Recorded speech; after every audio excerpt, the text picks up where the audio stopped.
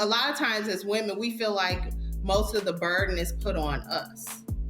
And it seems like that the men have it a little bit easier. I mean, even in marriages, you hear women say the same thing, that the majority of the burden when it comes to rearing children is on the women, because sometimes we don't feel like men feel that same type of pain or burden. And I don't want to say burden. I don't think burden is the correct term, because my children are not a burden at all, but just the stress that we feel taking care of kids, sometimes you don't feel like men feel that same way.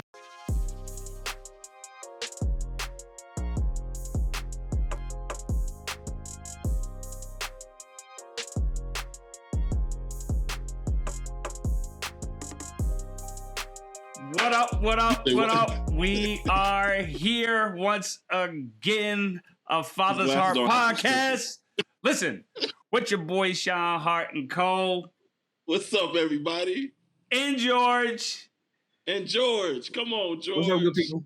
In the main event for the night, we got our sister back. Come on. We got LaTashia in the building. What up? Can we call it a father and a mother heart tonight? Because I don't like that it's just father's heart, and I'm not a father, I'm a mother.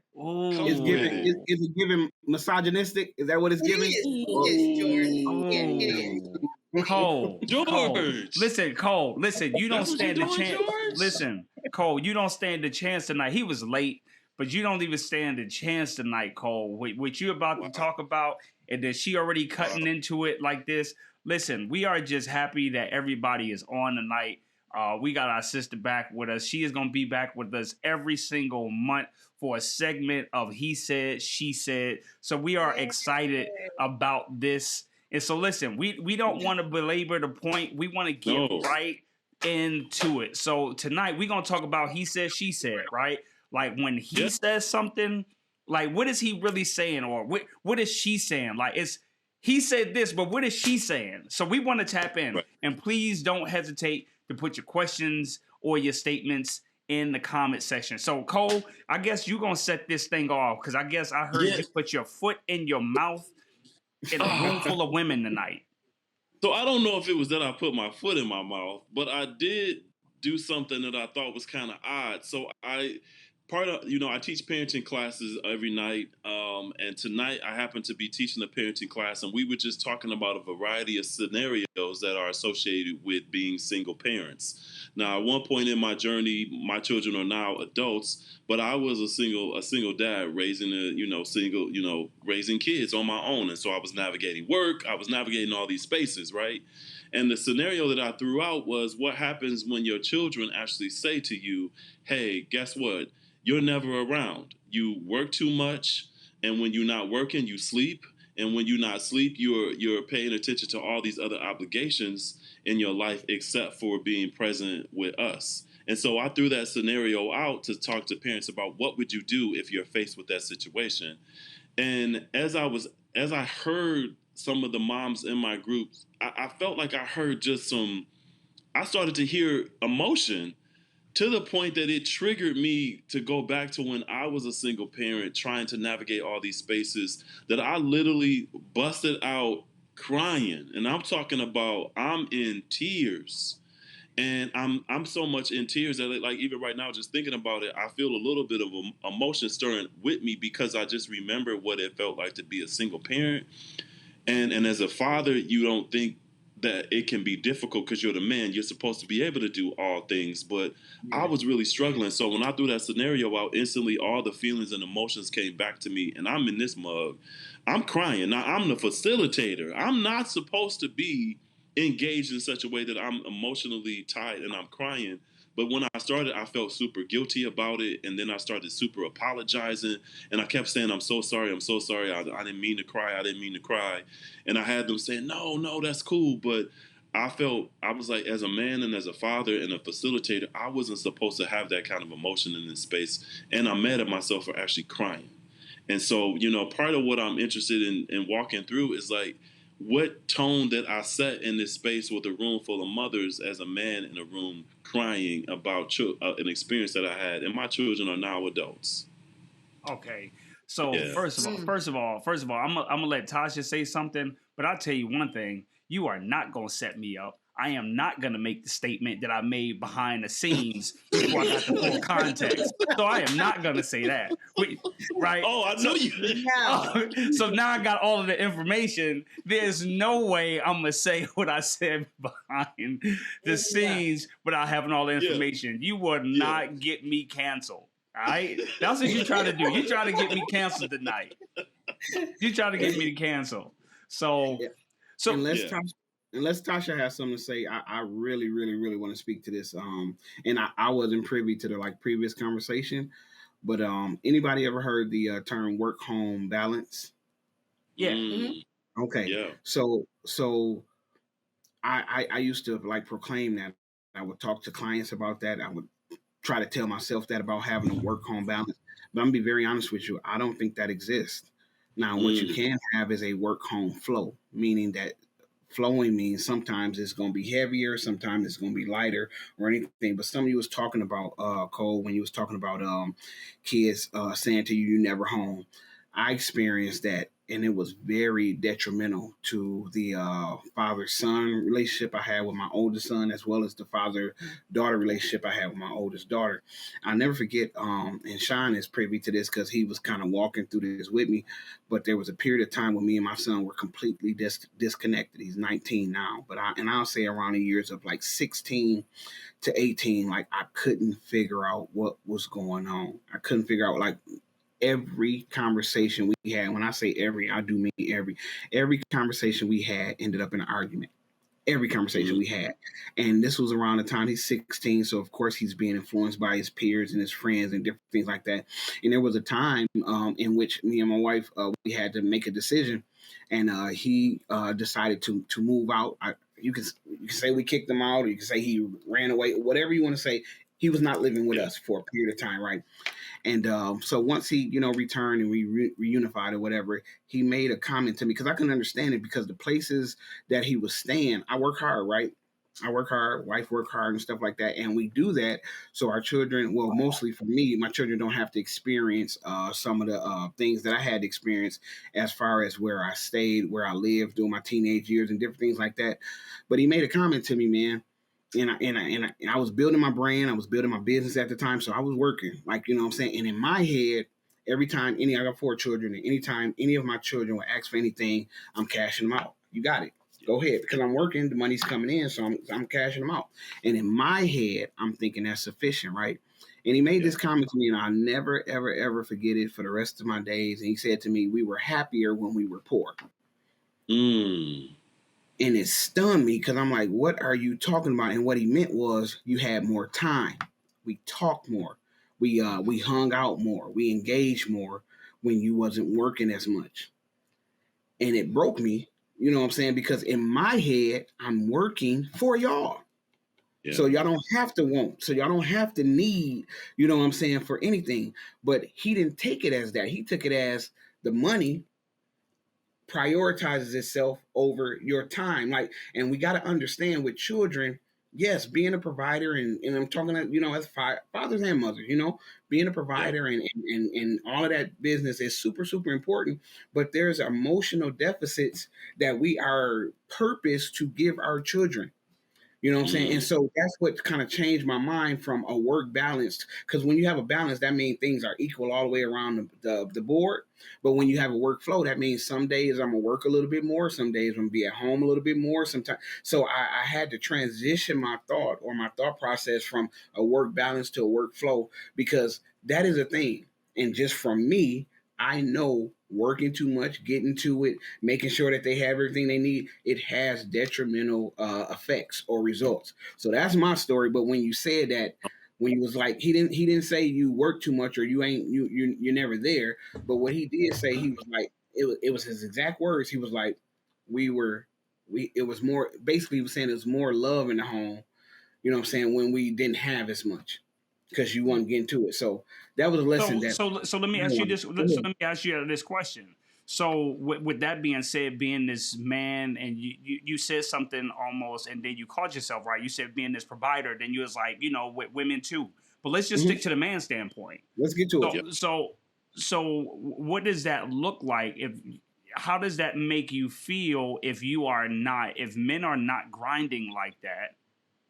What is he saying? Like what's really going on under the hood? So society conditions us, you know what I'm saying, as fathers, as men, that we're supposed to be the provider, that we're supposed to be the protector, you know what I'm saying, that we're supposed to just get to it, you know what I'm saying, and nothing is supposed to get in the way of that, or your value is lessened. Right, your value is decreased if you're not any of those things, and so sometimes because of that conditioning or because of that indoctrination, we can definitely, or in my case, I definitely overdid it. Like in my head, as long as they asked me for something and I was able to financially provide it, the time didn't matter. But I found out, you know what I'm saying? I found out that it mattered more to him than me cashing him out because he wanted some new shoes or because he wanted some new clothes or he wanted this or that, things like that. And now, of course, it's not nothing I can go back and redo or do over or anything like that. But I'm aware now because I have 2 children up under him where I'm going to make sure that I make that time. You know what I'm saying? I'm still going to hustle, still going to grind, I'm still going to provide, but I'm going to make that time. So I got 2 things. So I have 2 things. So I have 2 things. So Tasha, I want you to speak to this. So 2 questions I have for you. One, I want you to speak to with women. What were they saying when Cole expressed his feelings and his emotions, and even when he tried to explain it away or apologize? What were, and I know you can't speak for all women, but I'm just curious, like what are women saying in those moments? Like, let's keep it 100 now. Yeah. No, I think that for me, when you said that you express those emotions, because there's always a lot of tension, right? When you have the mom against the dad, and I think you showing emotion, because a lot of times as women we feel like most of the burden is put on us. And it seems like that the men have it a little bit easier. I mean, even in marriages, you hear women say the same thing, that the majority of the burden when it comes to rearing children is it's on the women. And so it almost feels like maybe there was some type of relief for the women to see you express those type of emotions, because sometimes we don't feel like men feel that same type of pain or burden. And I don't want to say burden. I don't think burden is the correct term, because my children are not a burden at all. But just the stress that we feel taking care of kids, sometimes you don't feel like men feel that same way. And so seeing you express those feelings is like, oh, okay, so maybe he can relate, because a lot of times it's like, we go tit for tat. It's like, well, you're not tired as me because I'm doing this, and you can't be as stressed as me because I'm doing this and you're not doing that. Yeah. And it's almost like you made it like, oh, so maybe he's experiencing some of the same type of pain I'm feeling as well. That's good. Wow. That's good. That's Yeah. good. That's good. So look at the relief. Look at the relief. Look at the relief. So my other point is, George made mention about like the grind and the hustle, right? Mm-hmm. And let's take you out of it, Tasha, because you and your family dynamics are a little bit different, right? Like mm-hmm. yours is not as common as most people, right? But when we look at, I'm not going to say a traditional family, but when we look at families where we have mom and dad in the crib, right? When George explained of him hustling and grinding that way, mm-hmm. how are, he sees it as, or most men see it like, yo, I'm grinding, I'm trying to win for us, I'm doing this, doing that. Yeah. But what are you guys seeing? What do you guys see from through your lens? Neglect. And I would say that, so Virgil and I have been married almost 20 years. I don't have a sound for that. I mean, and I'm just being honest. It's because it has been, most people, the number one argument is finances. Time has been Virgil and I number one argument. It has been the number one argument that we've had throughout the years, because he is so hard on himself, and working is so important to him because he wants to provide for us. He wants to take care of us, and he does not want outside help. Not only does he want us to have what we need, he wants us to have the things that we want. And so he is just so hard on himself all the time, where I'm like, dude, just take a break. And for a minute, I was taking it as he didn't want to be at home with us. And you know, and that hurt him so bad when I said it, because he was like, I can't believe you would say that when everything I do is for you guys. And I'm like, but all we want is you. You trying to give us all of these things, and we want you, not the things. The things are good, but if I have to choose, I choose you over those things. She's saying what I learned the hard way, basically. and you, Sean, you know, little George, so you know he ain't gonna just say that, but it came out in a moment of tension. You know what I'm saying, when we back and forth and stuff like that. But I feel like, and I can't say this for sure, but I feel like because by the time he said this, he's about mid 18 at this time, and the rough years was started about 16. But I feel like if he had said that about 16 and a half, 17, I would have adjusted. But I can't say that for sure. Like sometimes you need somebody to flat out say, "Hey, you tripping."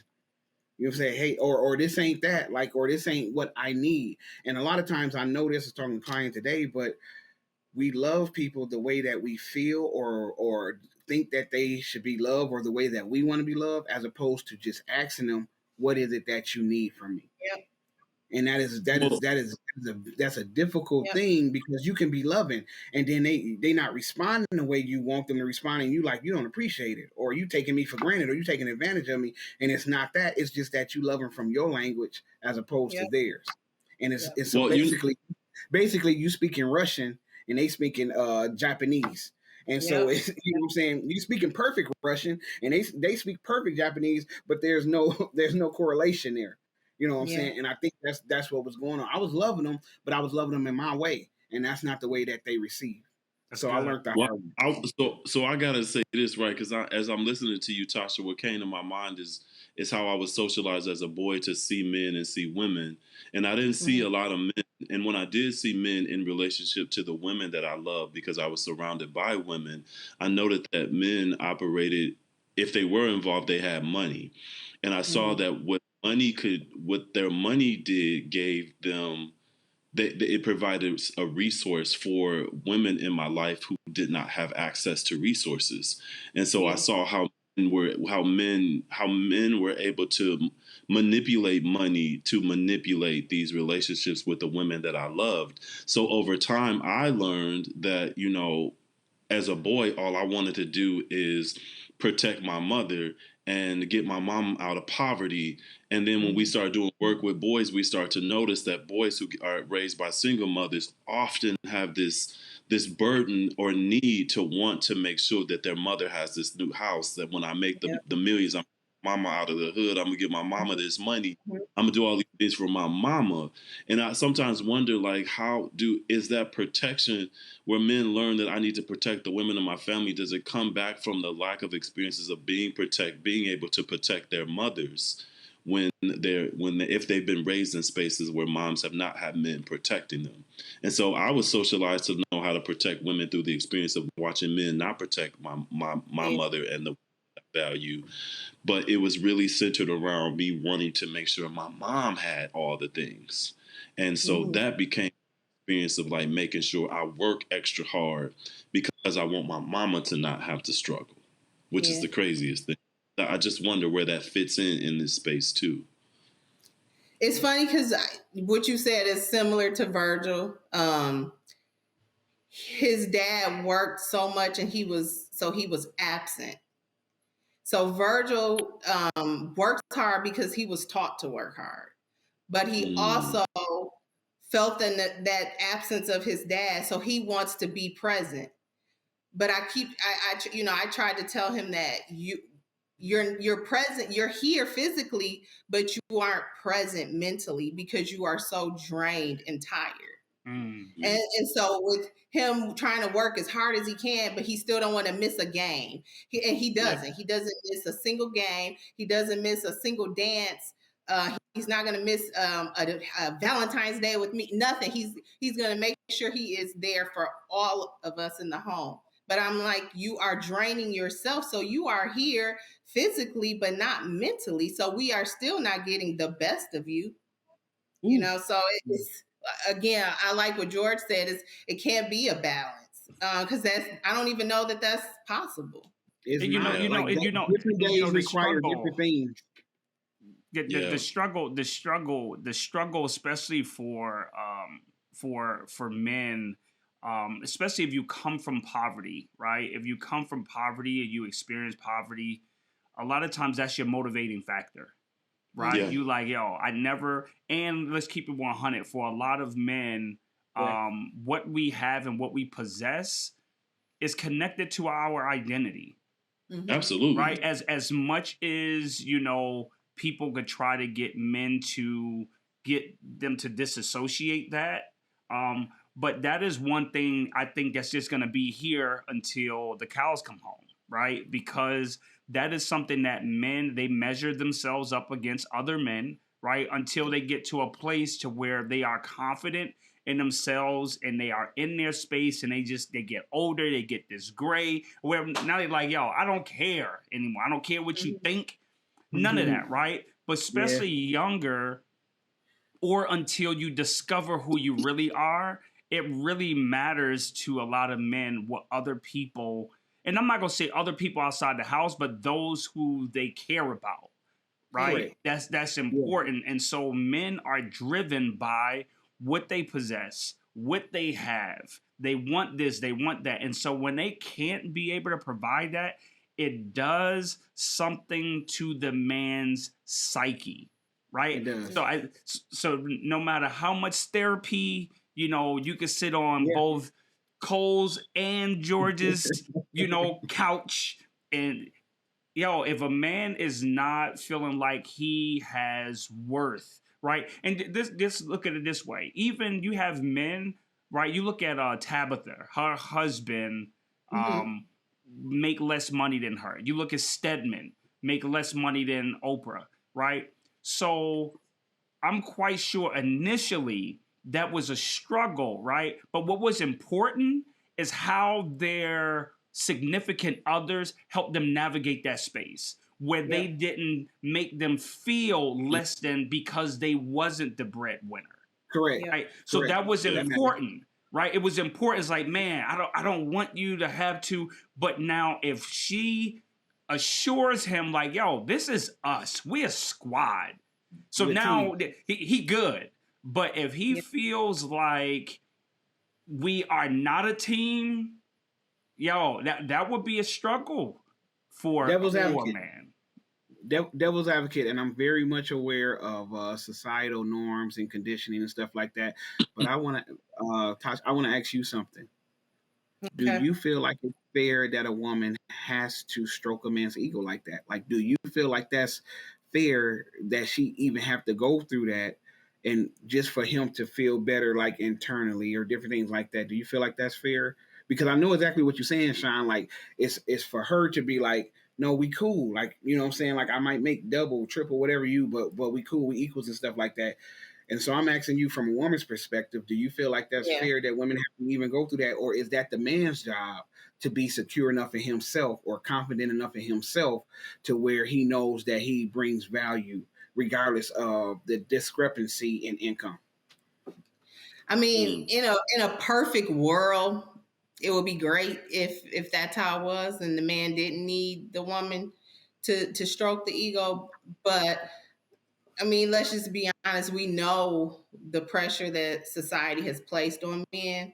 Mm-hmm. So I won't say it's my job, but I'm definitely going to make sure at all times that my man knows I'm in his corner, whether he up or down, whether I'm the breadwinner or he is, because we have both been in the position where I was the one that was bringing in most of it, then he was. And But, so we've switched roles. And when it was my turn, I made sure that he knew, okay, yeah, I may be bringing in more money at this time, but I always acknowledge I wouldn't even be able to do what I do without you. Yeah. So this is a team, so Do you? I think women should, if that's the case, just because we know that the burden has been placed on men by society to be breadwinners, to be able to do this and that, and women should never make more.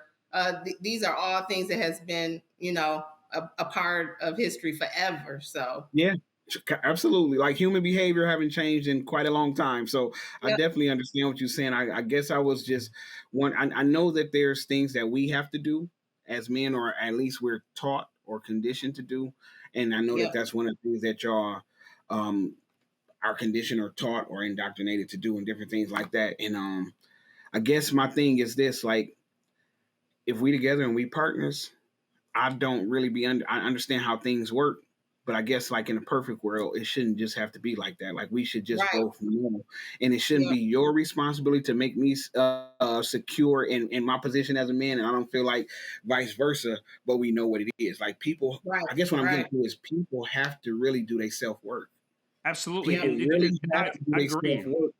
I yep, agree. Otherwise, you will be constantly dependent on your partner or even your yep, children or your friends or different things yep. like that to feed you, to build you, to develop you. And trust me, I love a attaboy or a acknowledgement or a pat on the back just like We all anybody do. else. We all But do. I Yeah. Yep. know for a fact that I have to prioritize my own self worth in my Yep. daily. You know what I'm saying? And I think a lot of people miss that. You know what I'm saying? And so, like, this is the thing: if people can lift you up, people can take you down. If external things Right. can take you, if they can exalt you, then you know what I'm saying, then they can bring you down. And it shouldn't be like that. And so, my only point in all of that is, people, do your work, do your shadow Yeah. work, do your internal work. You know what I'm saying? Like your biggest investment is gonna be you. And it's up to you. You know what I'm saying? Will Smith said it, and he was talking about a conversation he had with his wife where he was like, "This is my last day trying to make you happy." So what I'm saying to you is like external forces should be enhancing our happiness or assisting with our happiness, but it is an inside job. Happiness, joy, peace, calm, all of those things are an inside job. Otherwise, you'll be blaming everybody for everything forever. You know what I'm saying? And Yeah. it's not good. I And totally. I get and I totally get that, and I support that 100%.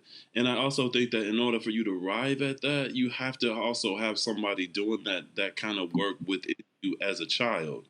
Because Okay. I feel like by the time you become an adult, if you've not had these Yep. internal conversations and and someone turning and twisting those internal mechanisms inside you as a child to feel like you can operate from within versus without or outside of yourself, that is such a difficult thing, and you almost have to go It through is. a whole different types of relationships to be able to recognize that, oh, I need to place myself first. So I feel like that's why this stuff is so important when we talk about the father's heart and the mother's heart, because recognizing they also have to do that healing work within themselves Mhm. as they're bringing life into the world, so that they could also help harness those things that you're describing, so that children can operate out of this, and so that their first contact won't be in the experience of a divorce or the experience of a heartbreak within a second or third relationship, when they've not Yeah. had that within the first relationship with their parents. So I'm like, man, because I'm listening to you, George, and I'm like, man, that sure would have been nice had I not You're been right, through right, six right, right. You're right. relationships You're before right. I In figured in a it perfect out. world or ideal world, Yeah. yeah. Yeah, You're right. but there's I think it's also power too in being in a relationship with someone when they can see you in these vulnerable spaces and say, "Hey, baby." This sometimes for me, it took somebody saying to me, "Hey, you got to go get some work because you think you showing up well, but bro, you ain't well." And I'm Yeah. like, "Wait, what?" Somebody holding you accountable. That's fire. So Yeah. that's somebody that space is, man, but it took somebody to be willing to be vulnerable and match that to come in and say, "Hey, Cole, you ain't well, bro. No matter how you present, you can shape up your beard and get your lining together and put a suit on all you want to, but once you take all that off, bro, you not well, and I'm feeling how Mm. you not. You need to fix that."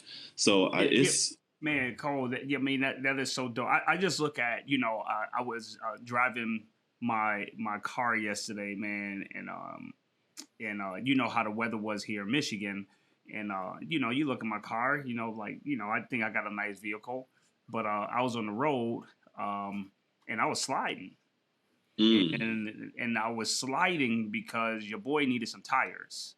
and I neglected to get tires, right? And so yesterday I had to finally get some, and it cost me, grip to get 4 new tires, right? When I could have just work, right?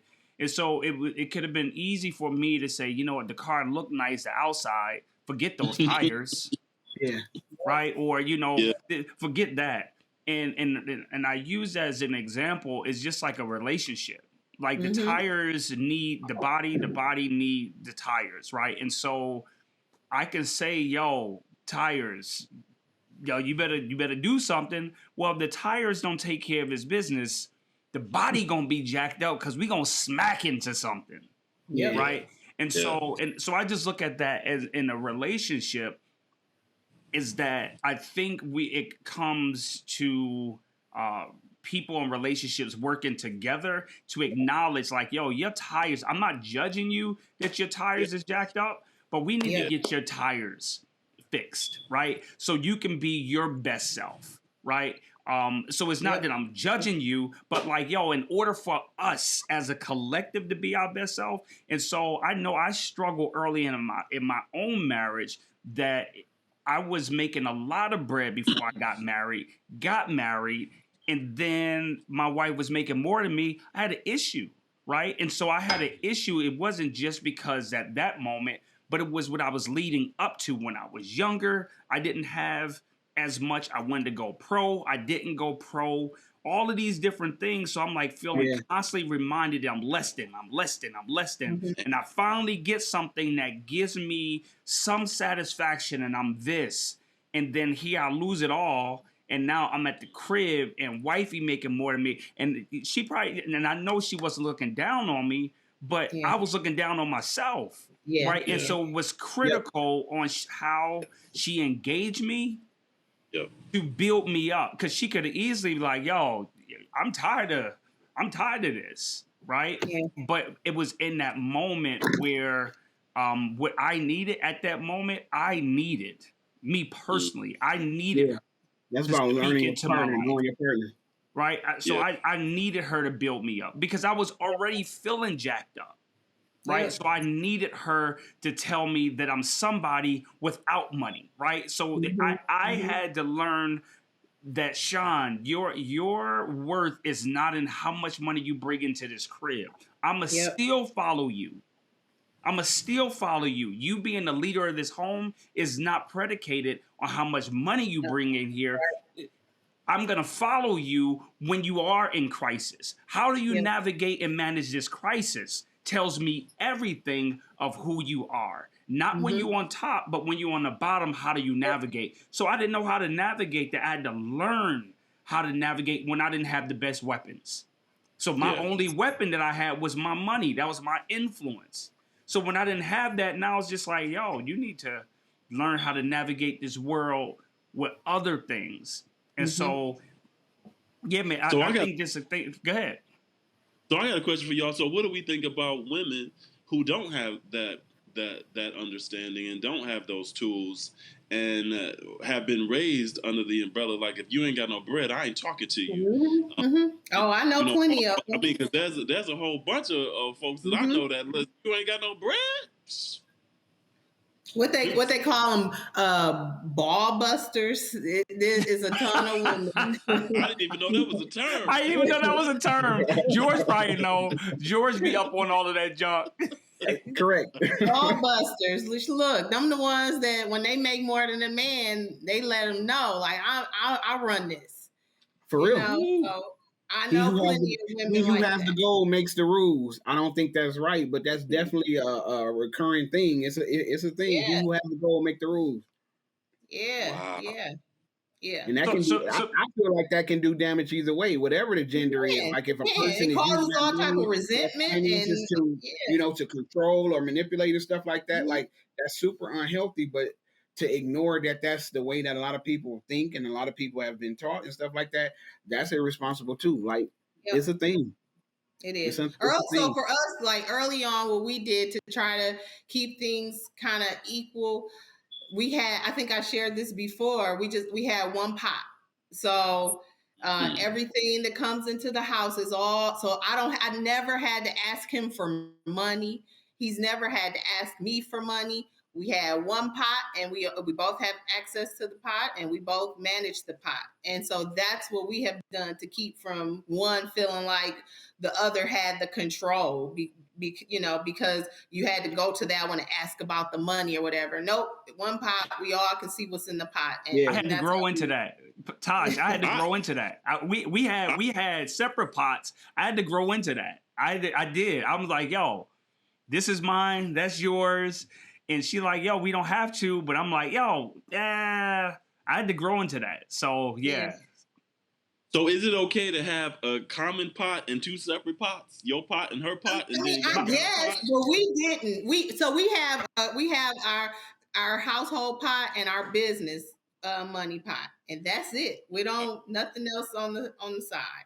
And I can share this now because this was early in our marriage. Wow. I went and got me a little secret account, listening to my mama. Leah had one too. I was about to say the mama.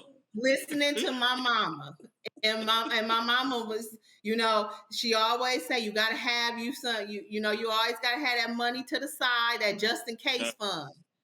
Yep. And so that's what I did. And man, one night I got sloppy and I left that bank statement out, and then he saw it and he woke me up out of my sleep. I thought I was gonna get up. You know how when your parents wake you up out of your sleep? I was nervous and because I seen the envelope in his hand, and I'm like, oh shoot. But he, when we talked about it, he was so hurt. And he said it was almost like I was planning our divorce. And I was like, no, I'm a woman, and women, we got to protect ourselves. And this is what my mama said. He said, but look at your mama relationship history. And it was like, oh. That was right. I think we all get to it. Okay. Yeah, and so it's like, oh. And then he's like, protect yourself from what? Like, you planning on us not being together? And I'm like, well, no, not really. But, and I couldn't say anything. And so from then on, we got rid of that account, and we ain't had no problem since. But, She said we got rid of that account. That is spot on. And I think what's so brilliant about what you just said, Tasha, is because I think sometimes our parents pass on these, I don't even know what they're called, ideologies, these sayings. No. They're called wrong. Wrong thinking. Is that what they call Incorrect thinking. That's what it's called. And much love to my parents, much love to everybody's parents. But listen, and whoever listening, I love my mama. My mama is her ways of thinking is old school, and it's. I wouldn't be in a successful marriage today if I listened to her. Let's just put it like that. So. And I'll be as bold to say that many of us wouldn't. You know what I'm saying? I'm talking about parenting. I'm talking about marriage. I'm talking about career and different things like that. They knew what they knew. Much love to them and different things like that. But, and I'm like, because all of us want our children to do better. So my point is, when you know better, you do better. You don't just keep repeating, recycling, rehashing the same doctrine and dogma over and over and over again. And people say it all the time. Well, this is just what we do, or this is just what we always did. But it didn't work. That's right. So in their defense, I think that's all they knew. That's all they knew. So they thought they were doing the right thing. Yep. I mean, but we got to see firsthand. We got to witness that they didn't. It didn't work out. The whole thing. Yeah. To the best. All of us, every person breathing on this planet operates to the best of their ability. Yep. Yeah. You can't operate no higher. You can't vibrate no higher than the best of your ability. So a lot of us with our parents and our mentors and our loved ones and different things like that, we did learn some things to do, but we also learned some things not to do. All right, George. George, I gotta ask this question. Hold on, just 1 second, Cole. He said our parents did A, B, C, and D, and then he comes back with much love to them. I need to know, what is that much love? I need you to explain that. I can explain that to a T because I have to do it all the time. You can 100% disagree with somebody and still love them. Absolutely. You can 100% say, no, I'm okay on that. I'm not going to do it that way. I'm going to do it this way and not be disrespectful. And I'm going to say something else. I'm going to get bolder since you called me out. I'm going to talk about African Americans in specifically.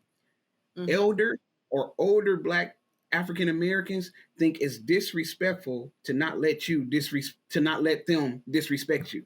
Yep. So when you like stuck in their ways, or when they have been doing things for a long time and they want to force it on you or make you do it, if you say no, if you say I don't think so, if you say let me think another way or something like that, they take that as disrespect when it's not.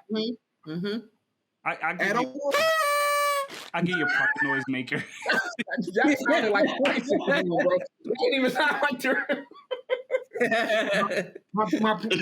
outside of, I really want to say this. You can disagree with somebody and still love them. And we have these sayings and different things, particularly in our culture, family over everything, and blood's more than wine, and all of these different things. But those people that share the blood and the DNA and the last name at you, they could be wrong. And just because you say they're wrong or you don't agree, it don't mean you don't love them, don't mean you don't care. It don't even mean you don't respect them. It just means that for your life and for your journey and for your path, you have decided that something that may have benefited them doesn't benefit you. And there's no love lost. I'm going to say one more thing. I'm going to just shift before we get out of here. This is to Tasha, and we can go on here. I talk to some men, especially who come to my groups.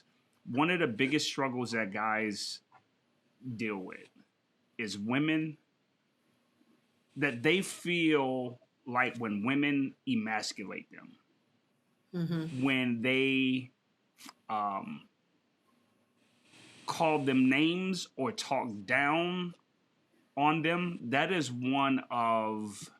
And so my question to you is, do some of them know that they are doing that, or do they, or is it happening unconsciously? I think both. I think sometimes women aren't purposely trying to emasculate a man. I don't know that they realize the way that they're interacting and the way they're talking down on them is what they're doing. But a lot of times I do believe it's done on purpose, just because that's the best way to hurt a man. I mean, if you want to hurt a man, the best thing you could do is to make him feel like he's not man enough. And so usually if a man and a woman is in an argument, that's the first thing the woman is going to do to try to hurt him is go for his manhood. So I think it's a little bit of both. I see your face, Cole. Well, it made me think of something that I heard about during the times of slavery. This idea that if you didn't want your sons to look like, or to have any pride, to protect them from being taken away from the family and shipped off, you had to do things that brought them, so the slave owner wouldn't see them as anything of value. And so this whole concept of like, I've seen it with moms that I work with, this whole emasculating their sons and sort of tearing them down and doing all this psychological damage. I wonder if it's learned through these past experiences that we learn from our elders in terms of how you do things. And that just reminded me of something that my mom used to say about finances too. You know, don't ever spend your last. Make sure you have something set aside, because you never know when you make that move. And when I think about that, I think about, well, that was the way she was able to survive. And she's experienced so much trauma where men have decided that they're just going to take their money and leave her.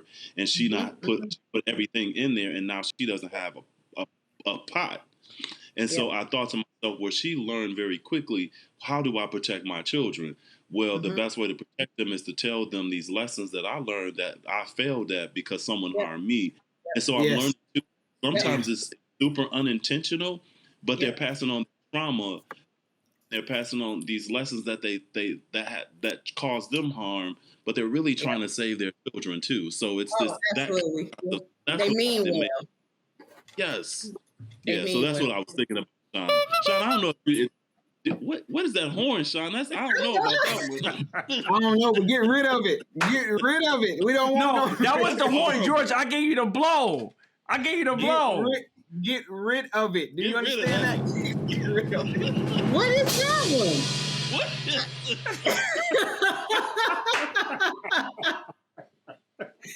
Sha.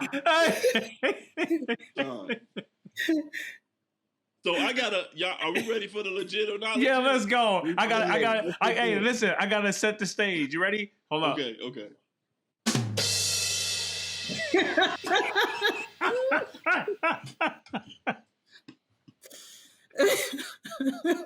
We gotta get somebody new on sound effects. This ain't gonna work at all. Can we get some sound effects? You know, where everybody be like, oh, I want that. Oh my gosh, I couldn't wait. I said I'm gonna do this tonight. All right, I'm sorry. Go ahead. John. So my legit or not legit? Is it legit for men to take on the sayings that typically we hear are you hear your female partner using, or terms that typically women use? Like I heard myself say on what was it? Period. You know what I'm saying? Like you wrap it up with like, and you gotta say it with a little sass, and you just can't. Of course. You gotta have a little on God. It's gotta be some period. On period. Is that legit for grown men to use these terminology? This term? Yes, it is legit because our second oldest son, he's getting ready to go to prom this year. And so we just went and got his measurements, and we were looking at a suit. And my sister-in-law, she showed my husband the suit, and she said, "What you think it is?" And he was like, "Oh, that's cute." She was like, "Did you just say that's cute?"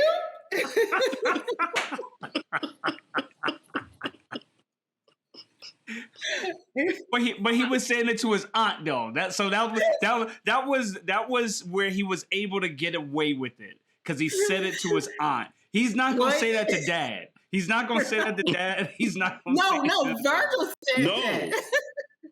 No, her husband said that. Oh, Virgil to his sister though. He said it to his sister. Yeah, so that's what I'm saying. Like, so he could get away with it because he is saying it to his sister. He's not going to say it to his son. I love hearing him talk like me.